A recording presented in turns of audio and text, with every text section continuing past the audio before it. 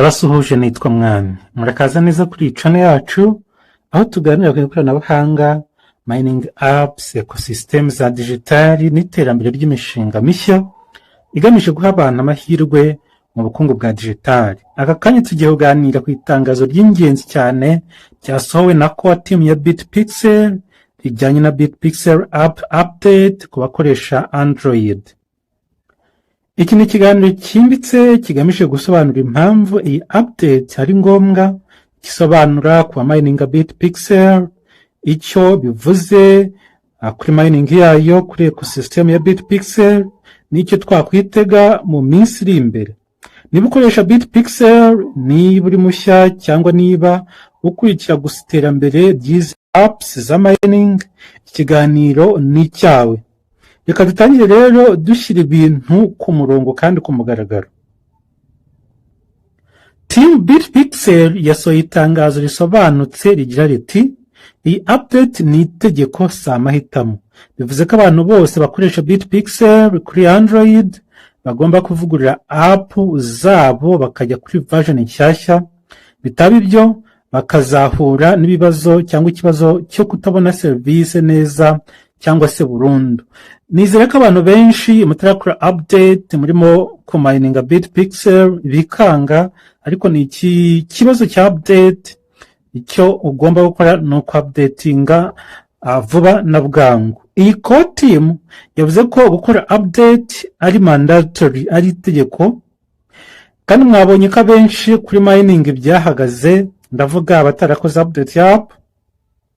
Abo byanga nashyize link ya app ya Play Store muri description y'iki kiganiro, kandi n'abashaka kwinjira bashya nabo barebe link iri muri description, bahite batangira kumininga vuba.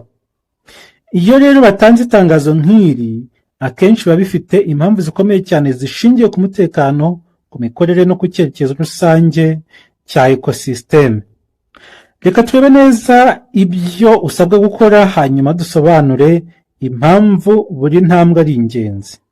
Icya mbere ugomba gukora ni ugusiba, gukora uninstall ya version ishaje ya BitPixel app iri kuri telefone yawe. Abantu bamwe baribaza bati kuki tudakora update duciye kuri app? Impamvu ni uko hari igihe structure ya app ihinduka cyane ku buryo version ishaje idashobora kwakira neza impinduka nshyashya. Gusiba version ishaje rero bifasha kwirinda bugs, ama errors n'ibibazo byo kwinjira muri account. Icya kabiri, ugomba kudownloadinga version nshya ya BitPixel ukoresheje Google Play Store. Nanone ukoresheje link yemewe ya BitPixel namaze gushyira muri description y'ikiganiro. Ibi rero ni ingenzi cyane kuko birinda abantu kudownloadinga app z'impimbano cyangwa zishobora kwangiza telefone zabo. Nanone gukoresha Play Store bivuze ko ubonye version yizewe, igenzuwe kandi yujuje ibisabwa bya Android. Icya gatatu, nyuma yo kuyishyiramo winjira ukoresha account wari usanzwe ufite, ukora login, cyangwa se nanone ukaba warema account nshya niba ari ubwa mbere ushaka kwinjira kuri mining, nawe ugatangira kwiminingira BitPixel. Bivuze ko nta makuru yawe agomba kubura, mining yawe cyangwa progress wari ufite n'ubundi urinjira ugasanga ibyo mininze biracyahari nta kibazo.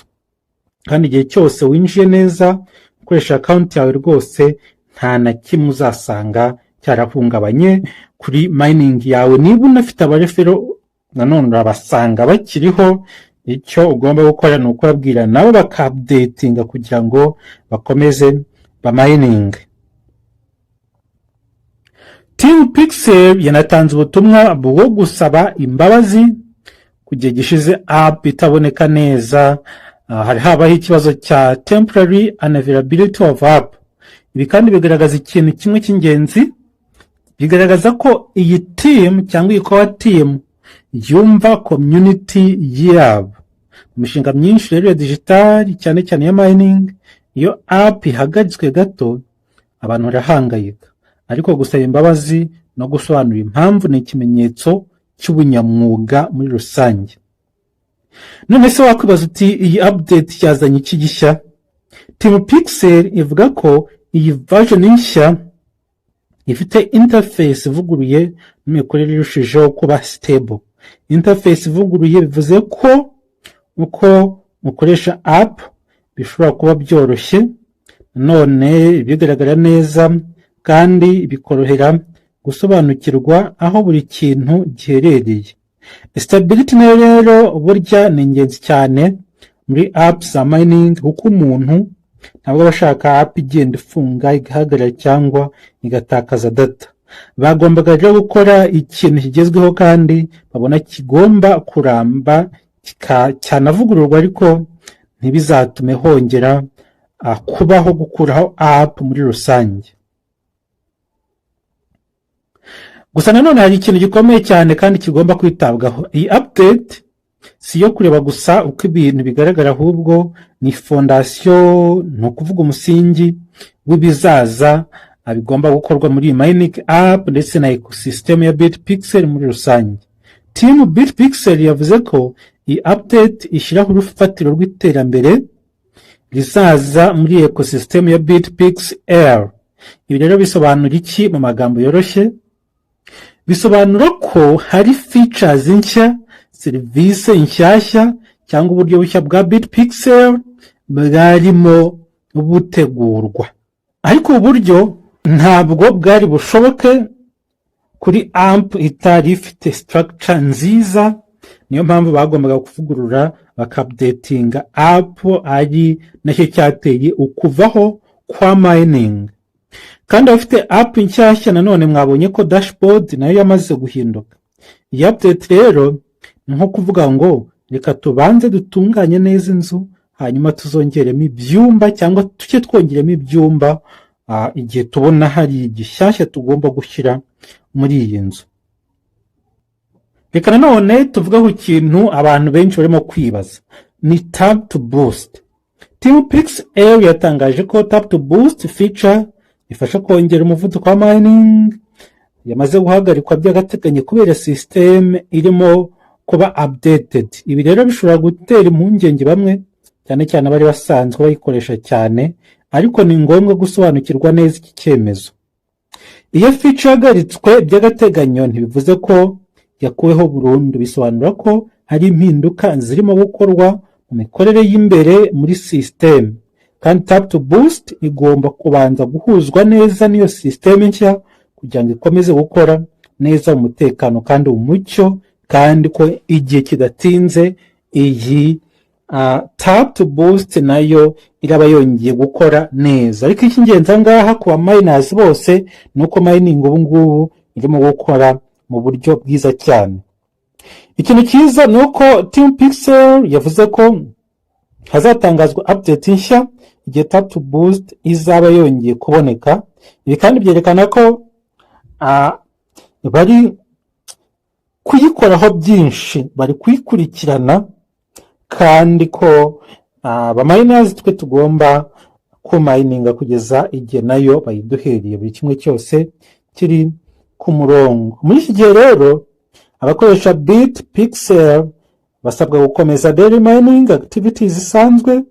Ibi kandi ni ubutumwa bukomeye cyane, bisobanura ko niyo tap to boost yaba idahari, mining nyamukuru iracyakora kandi participation yawe iracyafite agaciro cyane muri uyu mushinga nk'uko Bitpixel ikomeza kubivuga. Ibi rero bitwereka ikintu cy'ingenzi ku mishinga ya mining. Icyo bitwibutsa kandi binadusobanurira ni ugukomeza consistency. Abantu benshi bajya batekereza ko mining ifite agaciro gusa iyo hari boost, bonus cyangwa shortcuts. Oya, akenshi abunguka kurusha abandi n'abakomeza kubikora buri munsi bakajya bakanda muri ya masaha. Reka noneho dufate umwanya dusobanukirwa impamvu update nk'izi aba ari ingenzi mu mishinga ya digitali. App muri rusange iyo igumye kuri version imwe igihe kirekire itangira kugira ibibazo by'umutekano, ibibazo byo kudahuza na OS nshya za telefone n'ibibazo by'imikorere. Iyo team rero ivuze ngo update ni itegeko, aba ari itegeko nyine, akenshi biba ari uburyo bwo kurinda ekosisiteme yose, ntabwo ari ukurinda umuntu umwe ku giti cye. Ikindi kandi updates nk'izi zifasha gutegura proje ku rwego runini.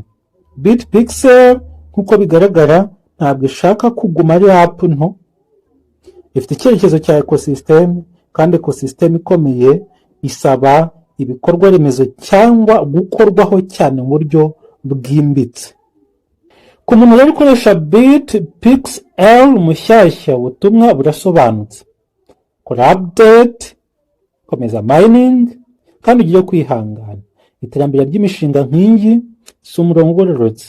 Hari igihe ibintu bigenda gahoro, hari igihe haza impinduka zisaba gukora update cyangwa features mashyashya, bigatera update, ariko icy'ingenzi ni icyerekezo.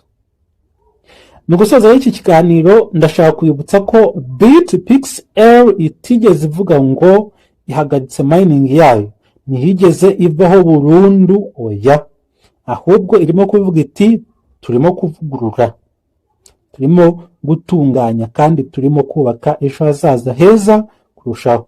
Niba uri mu bamininga Bitpixel, iki ni igihe cyo kuba patient, ukihangana, ugakurikiza amabwiriza, no gukomeza kuba active.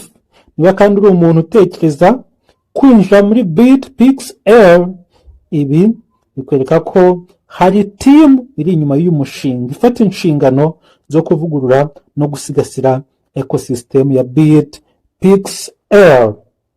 Duhe like, siga comment, uvuga ko wumva iyi update, kandi ntiwibagirwe gukora subscribe kuri iyi channel. Uzakomeza kubagezaho rero isesengura ryimbitse ku mishinga ya mining na crypto. Murakoze cyane, duhurire mu kiganiro gikurikira.